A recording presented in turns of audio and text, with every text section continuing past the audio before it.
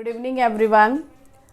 आज बहुत दिनों के बाद आपके सामने फिर से आने का मौका मिला है और बहुत गैप हो गया, लेकिन फिर व्यस्तता थी, बहुत बिज़ी थे, कुछ ऐसे ऐसे काम आ रहे थे, मौका नहीं मिल पा रहा था।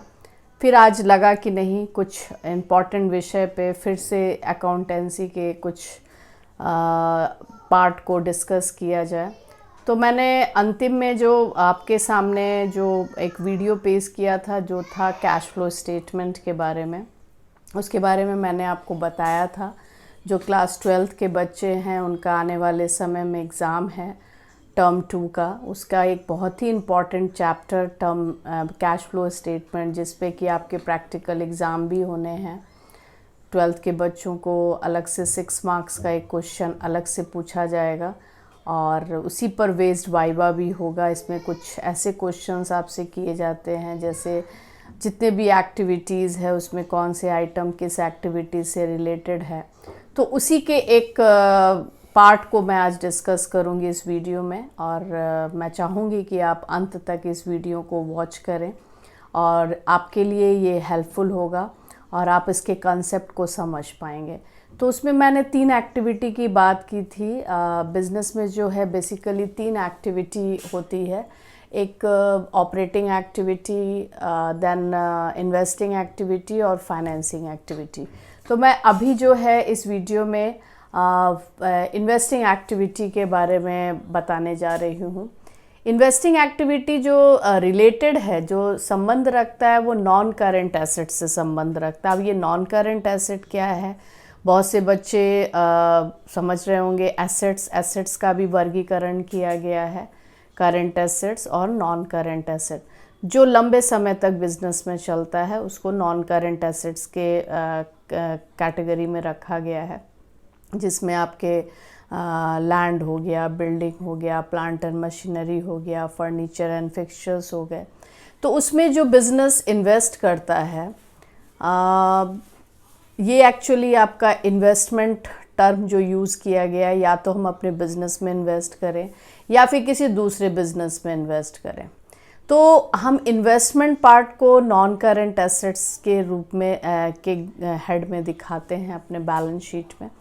तो आपके सामने जो जानकारी दी रहेगी, जानकारी जो आपको रहेगी, वो 2 साल का फिगर दिया रहेगा बैलेंस शीट में, और आपको ये देखना होगा कि आपका जो एसेट है उसका करंट ईयर और प्रीवियस ईयर से जब आप तुलना करते हैं, तो अगर वो इंक्रीज़ कर रहा है, इसका मतलब है कि करंट ईयर में परचेजिंग की गई है, और जब हम परचेजिंग करेंगे तो कैश का आउटफ्लो होगा।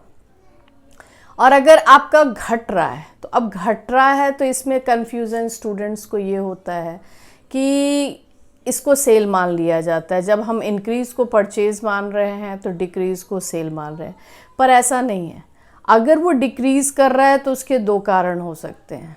एक कारण ये हो सकता है कि आप ऐसे भी जानते हो कि कोई भी एसेट को अगर हम लगातार यूज़ करते हैं तो उसकी लाइफ कम होती है, और जब लाइफ कम होती है तो मॉनेटरी टर्म में उसकी वैल्यू घटती है, जिसको कि एक पर्टिकुलर एप्रोप्रिएट टर्म से जाना जाता है, डेप्रिसिएशन।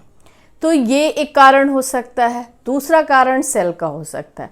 अब स्टूडेंट किस कारण को समझे।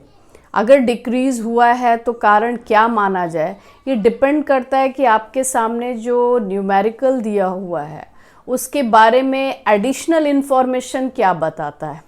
अगर एडिशनल इन्फॉर्मेशन ये बताता है कि आपने कुछ पार्ट अपने मशीनरी का या किसी भी एसेट का बेच दिया, उसकी बुक वैल्यू ये थी, सेल वैल्यू इतने वैल्यू पे आपने उसे बेच दिया, तो आपको उसके लिए एक अलग लेजर तैयार करना पड़ेगा। अब ये लेजर क्या है, ये तो आप बहुत अच्छे तरीके से जानते हो। अगर आपने पढ़ाई की है तो सबसे पहला जो पार्ट सिखाया जाता है अकाउंटेंसी में, how to record the transaction, जो कि जर्नलाइजिंग जिसको हम कहते हैं, और उसी के आधार पे आपको दूसरी बुक लेजर तैयार करनी पड़ती है, अकाउंट खोलना पड़ता है।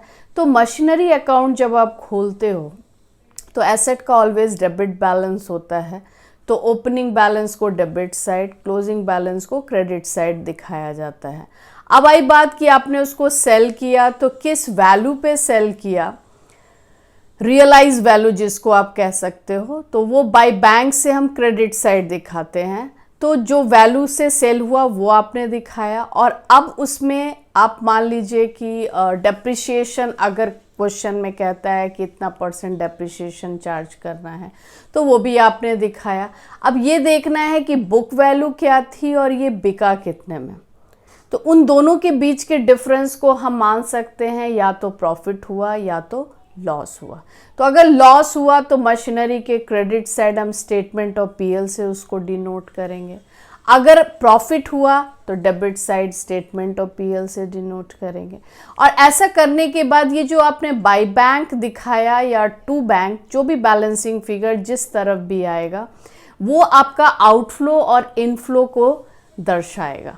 तो आपको यही जानना है कि after considering all the transaction relating to machinery, आपने ओपनिंग फिगर दिखाया, क्लोजिंग फिगर दिखाया, बेचने के बाद जो पैसा आया उसको दिखाया, डेप्रिसिएशन दिखाया, तो उसके बाद अगर बैलेंसिंग फिगर आ रहा है तो वो आप डेबिट साइड ही आएगा। अगर डेबिट साइड आ रहा है तो टू बैंक से डिनोट करते हैं।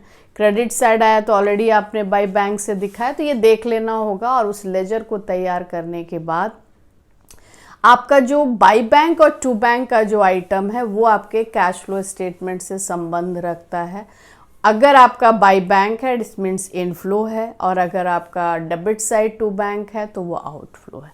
तो जब भी आपको किसी भी नॉन करेंट एसेट्स का इंक्रीज और डिक्रीज देखना होगा, इंक्रीज और डिक्रीज पार्ट, उसके बाद आप जो है अगर उसका सेल का इंफॉर्मेशन दिया है तो आपको उसके लेज़र खोलने पड़ेंगे और उसको प्रॉपर तरीके से इनफ्लो और आउटफ्लो का कैश फ्लो स्टेटमेंट में दिखाना पड़ेगा। और तब आप ये देखोगे कि अगर इनफ्लो ज़्यादा हुआ, आउटफ्लो कम हुआ, तो कैश जनरेट हो रहा है। लेकिन किस एक्टिविटी से जनरेट हो रहा है उसको हम बताएंगे इन्वेस्टिंग एक्टिविटी से। और अगर आपका आउटफ्लो ज़्यादा है, इनफ्लो कम है, तो कैश यूज्ड हुआ इन्वेस्टिंग एक्टिविटी में, तो आप लिखोगे cash used in investing activity. तो ये नेगेटिव फिगर है, और जनरली जब हम कैश फ्लो स्टेटमेंट बनाते हैं तो उसका नेगेटिव फिगर ही आता है, क्योंकि जनरली परचेजिंग में मनी, तो ये देखना पड़ेगा क्वेश्चन में किस तरह से आपको जानकारी दी हुई है, उसके हिसाब से आपको लेजर बनाना पड़ेगा। और उससे जो कैश का जो बाय बैंक या टू बैंक से जो आपने इंडिकेट किया उसको आपको अपने कैश फ्लो स्टेटमेंट में उस इफेक्ट को दिखाना पड़ेगा। तो ये एक प्रयास है कि आपके लिए ये टॉपिक जो है उसका एक पार्ट जो मैंने आपसे डिस्कस किया, जो कि इन्वेस्टिंग एक्टिविटी से संबंध रखता है, ये आप सुनने के बाद आप अगर न्यूमेरिकल को टच करते हो, न्यूमेरिकल सॉल्व करते हो, तो आप देखोगे कि वहाँ पे किस तरह से नॉन करेंट एसेट्स के बारे में क्या क्या जानकारी दी हुई है। तो जब भी आप कोई भी टॉपिक अटेम्प्ट करें तो आप पहले आपने सुन लिया, बातें समझ ली, अब आपको ये चाहिए कि न्यूमेरिकल जब आप अटेम्प्ट करें तो इलिस्ट्रेशंस कुछ क्वेश्चंस दिए रहते हैं, how to represent, how to make a format for the ledger. तो ये सब कुछ जानकारी अगर आपके साथ आपको है तो आप एक तरीके से सिस्टमेटिक तरीके से इस टॉपिक को, और ये बहुत ही इम्पॉर्टेंट टॉपिक है, तो इन्वेस्टिंग एक्टिविटी के बारे में जो मैंने बताया उसको आप अपने तरीके से समझें और बुक्स की हेल्प लें, कुछ न्यूमेरिकल्स अटेम्प्ट करें, तो आपको ये टॉपिक समझ में आएगा। और इसी के साथ और आगे फिर मैं अगला जो टॉपिक लाऊंगी उसमें फाइनेंसिंग एक्टिविटी के बारे में हम लोग डिस्कस करेंगे। तो तीन एक्टिविटी को तीन बार अच्छे से पहले समझ लें तीनों एक्टिविटी को, उसके बाद ही आप एक कंप्लीट कैश फ्लो स्टेटमेंट का क्वेश्चन अटेम्प्ट कर सकते हो। तो इसी के साथ आज का वीडियो मैं यहीं समाप्त करती हूँ। अगर आपको ये हेल्पफुल लगता है या आपके कोई सजेशंस हैं तो आप दे सकते हैं।